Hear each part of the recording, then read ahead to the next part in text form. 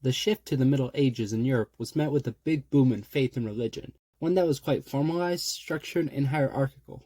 Through this newfound faith, aspects of overindulgence were seen as unfaithful and harmful, influencing art and literature to be created to discourage such overindulgence.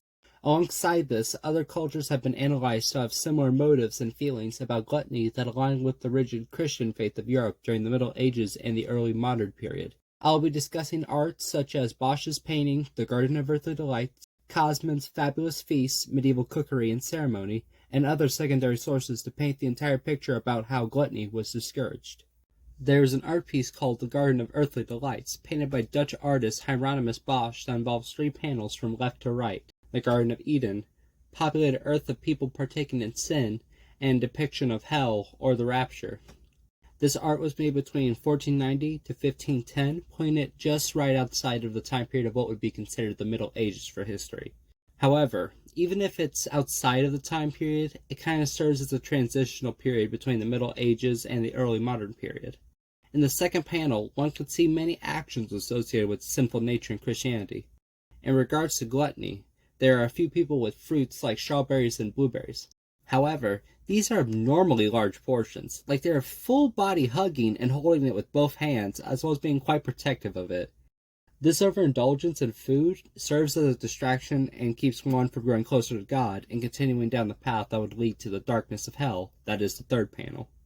Social classes in the Middle Ages did influence how foodstuffs were distributed and the church's feelings on the matter.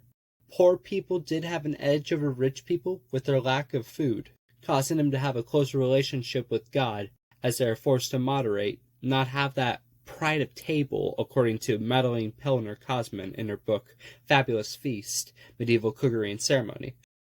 Whilst the rich and nobility are corrupted by the pride of table, the luxury, having multiple meals a day with multiple courses, overindulging as a result, and slipping further away from God based on the judgment of the church.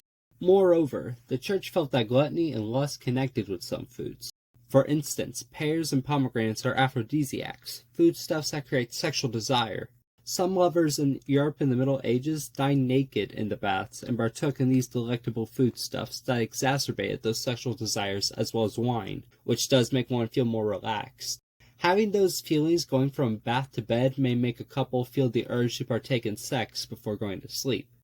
The church heavily forbade these foods for those who fast in order to counterbalance sexual urges, as well as reduce seminal flow and matter to make such lusts not occur.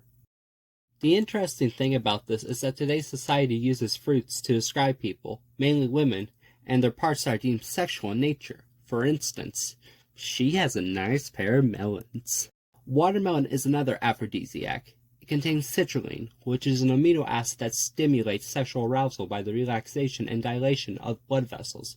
Not saying that consuming it would immediately make one go, humna humna, awooga, to their lover, but given the right mood is set, like in the situation of lovers in the Middle Ages in Europe, one could make the connection.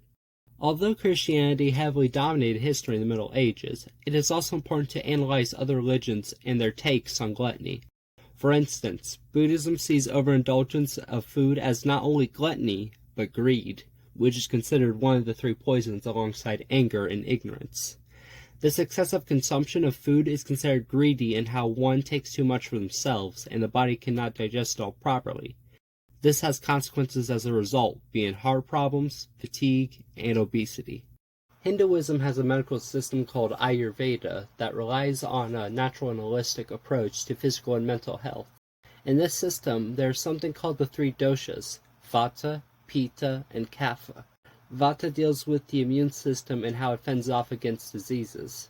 Pitta deals with the transformations of the body, and Kapha deals with the overall stability of the health of the body.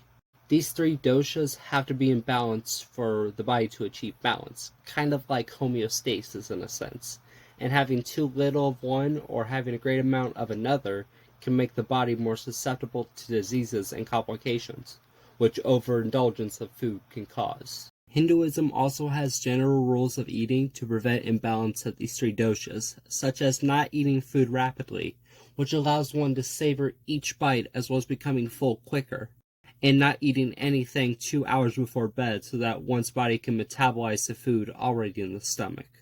It is important to consider different holistic approaches to the topic at hand instead of taking a narrow approach so that one can have a stronger understanding of the topic.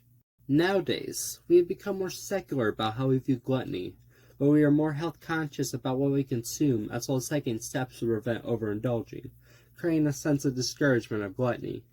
This discouragement can be seen in the form of body mass index measurements to monitor weight, and can connect to moderating consumption of food in order to prevent complications in the body.